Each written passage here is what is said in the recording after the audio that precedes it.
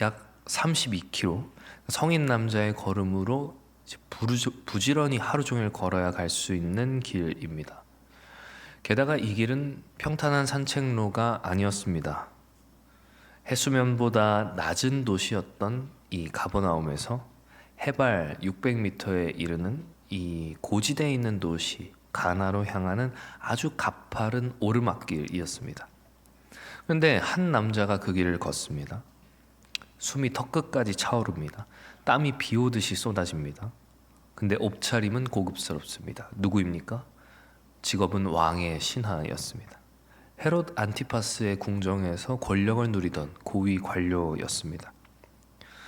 평소라면 수레를 탔을지도 모릅니다. 하인을 거느렸을지도 모릅니다. 근데 지금 혼자입니다.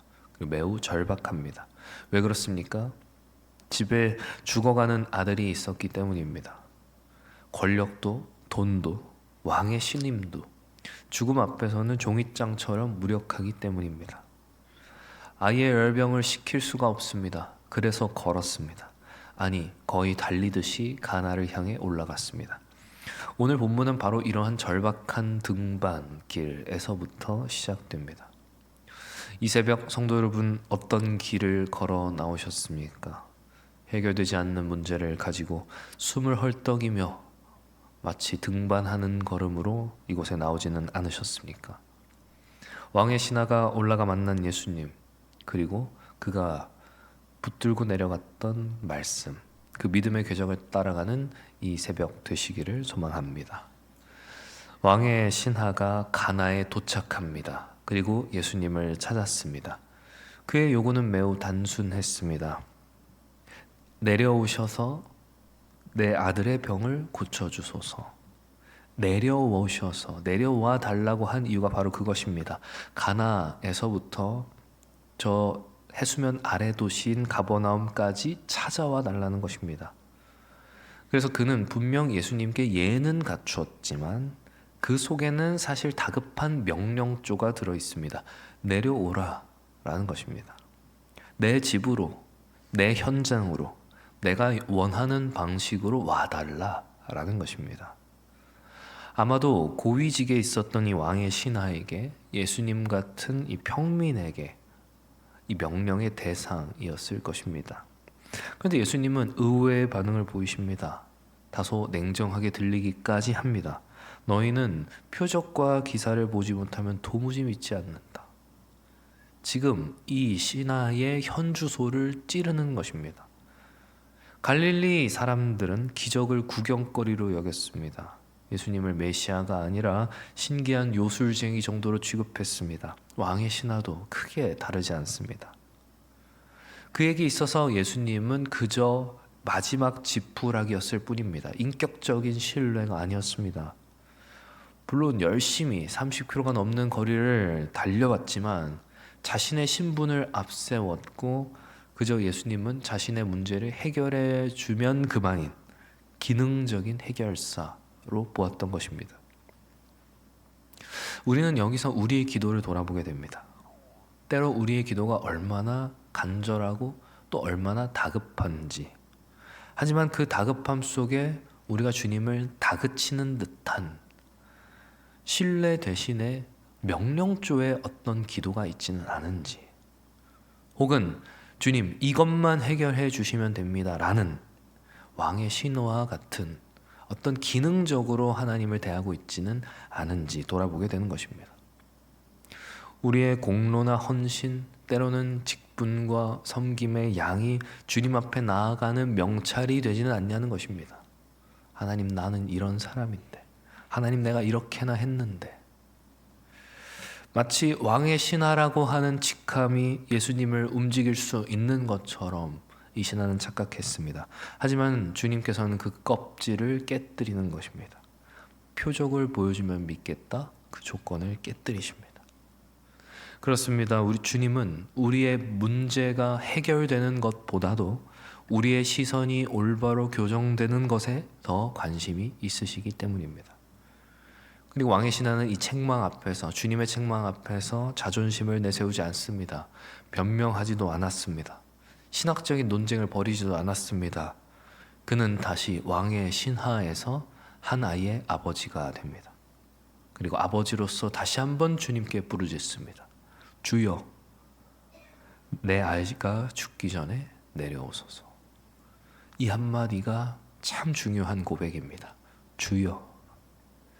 처음에는 그저 내 아이의 병을 고쳐주실 선생님 정도 생각했을지 모릅니다. 그래서 내 아이를 치료해주면 내가 상을 베풀어야겠다라는 마음도 있었을지 모르겠습니다. 그러나 주님의 거절 앞에서 깨닫습니다.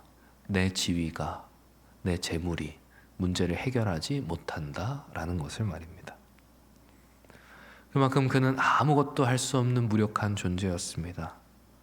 아이의 열병 앞에서 아무 공로도 없는 그저 아버지였을 뿐입니다. 그 철저한 자기 부인, 바닥을 치는 가난한 심령, 거기서 진짜 기도가 터져 나온 것입니다. 내 아이가 죽기 전에 내려오소서. 그리고 이 절박한 항복 선언이 주님의 마음을 열었습니다. 그렇습니다. 오늘 이 아침 우리의 기도의 자격은 무너지고 절박함만이 남아야 할 줄 믿습니다. 신하의 간청에 우리 주님 드디어 응답하십니다. 그런데 방식이 좀 이상합니다. 신하는 말하였습니다. 내려오셔서.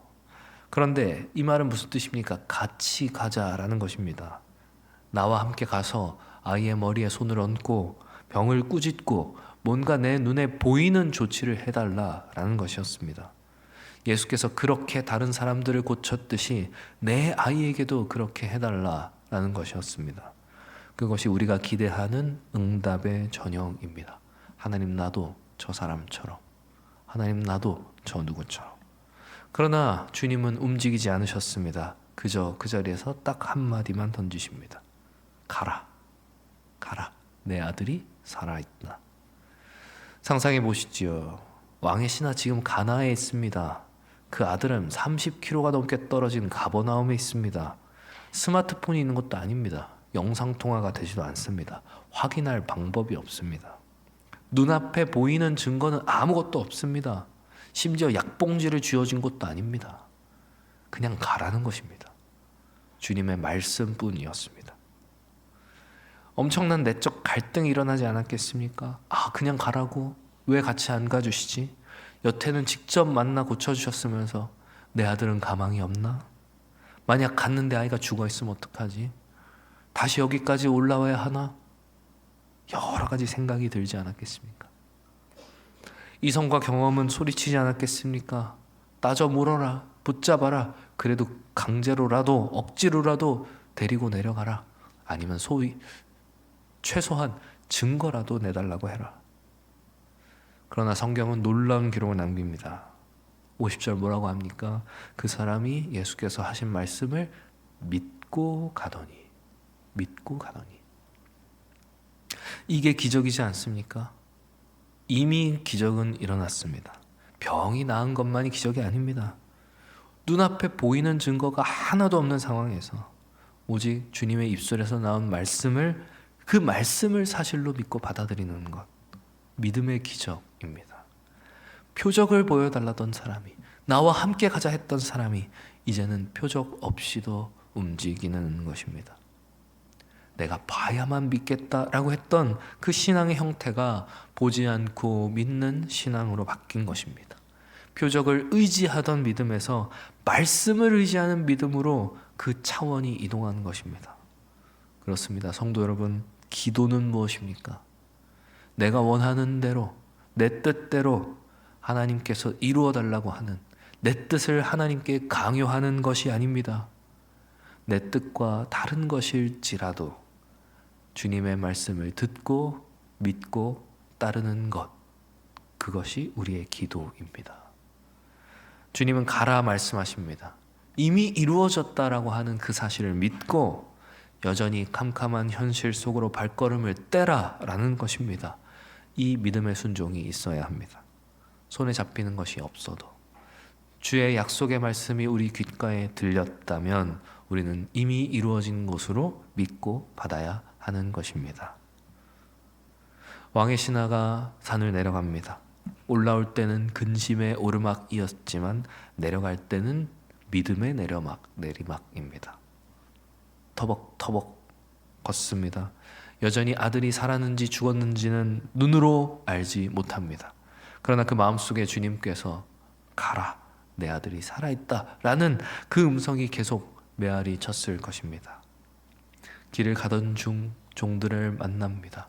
종들 역시 이 기쁜 소식을 들고 이 왕의 신하를 찾아왔던 것 같습니다. 다급하게 전합니다. 아이가 살아있습니다. 이때 신하의 반응이 어떻습니까? 단순히 기뻐서 그래 춤을 추지 않습니다.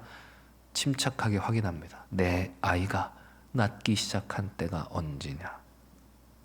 이 질문 날카롭지 않습니까? 우연히 낳은 것인지 아니면 정말 내 믿음대로 된 것인지, 정말 주님의 능력이 내 아이에게 임한 것인지. 종들이 대답합니다. 어제 7시에 열기가 떨어졌나이다. 신하의 머릿속에서 번개처럼 스치는 장면, 바로 주님께서 가라, 내 아들이 살아있다 선언하셨던 바로 그 순간, 정확하게 그 시간이라고 성경은 이야기합니다. 거리는 30km나 떨어져 있었습니다. 그러나 말씀은 시간과 공간을 넘나들며 역사하였습니다. 가나에서 말씀하신 그 순간 가버나움의 열병이 떠나갔던 것입니다. 말씀이 입술에서 떨어진 시간과 아이의 열병이 떠나간 시간이 정확하게 겹쳐집니다. 이것을 확인하는 순간 신하의 연약한 믿음은 완성이 됩니다. 그와 온 집안이 믿으니라. 처음은 아들을 살리기 위한 절박한 마음이었을 것입니다. 내려가는 길에는 확실하진 않지만 말씀을 붙들었던 순종의 마음이었을 것입니다. 그러나 이제는 예수가 참된 구세주임을 고백하는, 그리고 그 믿음을 온 가족과 함께 고백하는 구원 얻는 믿음으로 성장했던 것입니다. 이것이 요한이 말한 두 번째 표적입니다. 단순히 병고침의 기적이 아닙니다. 주의 말씀이 곧 생명이며 시공간을 초월하여 역사하시는 하나님의 능력이라는 것을 보여주는 사건입니다. 그 영원한 말씀이 우리의 시간과 맞대어질 때 우리 안에서는 참된 믿음이 피어납니다. 사랑하는 성도 여러분, 말씀을 맺으려 합니다. 오늘 이 새벽 우리는 영적인 가나에 올라왔습니다. 각자의 무거운 짐과 해결되지 않은 문제, 죽어가는 것 같은 현실을 안고 주님 앞에 섰습니다. 주님은 이곳에선 우리에게 묻습니다. 너희는 기적을 원하느냐 아니면 나를 원하느냐? 눈에 보이는 해결책을 구하는 대신에 주님의 입술에서부터 나오는 말씀을 우리는 구해야 하는 것입니다. 주님께서 오늘 우리에게 주시는 응답, 이것일 수 있습니다. 가라. 어디로 말입니까? 상황이 그대로인 바로 그곳으로, 변하지 않을 것 같은 바로 그곳으로. 통장 잔고는 여전히 비어있고, 관계는 여전히 꼬여있고, 몸은 여전히 아픈 그곳으로. 그러나 주님께서 내가 너와 함께 하겠다. 너보다 먼저 가서 내가 역사하겠다. 내가 너를 돕겠다. 그리 말씀하시면 그것으로 충분한 것입니다. 그 말씀을 이미 이루어진 것으로 붙들고 이 예배당 문을 나서는 것입니다. 우리의 삶의 현장으로 내려가는 것입니다. 두려움에 떨며 내려가는 것이 아니라 주의 말씀, 그 약속을 품고 벅찬 가슴으로 내려가는 우리 모두가 되어야 할 것입니다. 보지 않아도 믿음으로 내려갈 때 하나님의 일하심은 이미 시작되었음을 믿으며 말입니다. 그리고 우리가 도착하기 전, 아니 바로 이 순간 주님의 말씀이 우리의 문제, 그 한복판에서 역사하고 있음을 믿으셔야 합니다. 예수 그리스도, 그분께서 하늘 보좌에서 이 낮고 낮은 땅으로 먼저 내려오신 분입니다. 말씀이 육신이 되어 우리 가운데 거하신 분입니다. 왕의 신하는 주님께 내려와 달라 부탁하였지만 주님은 이미 십자가의 길을 통해 가장 낮은 곳까지 내려오셔서 우리의 모든 죽음의 문제를 앞서 해결하신 분이십니다. 사랑하는 성도 여러분, 부디 바라옵기는 오늘 이 아침 믿음으로 담대하게 이미 이루어진 말씀을 살아가시는 저 여러분들 다 되시기를 주님의 이름으로 축원합니다. 기도합니다. 거룩하고 자비로우신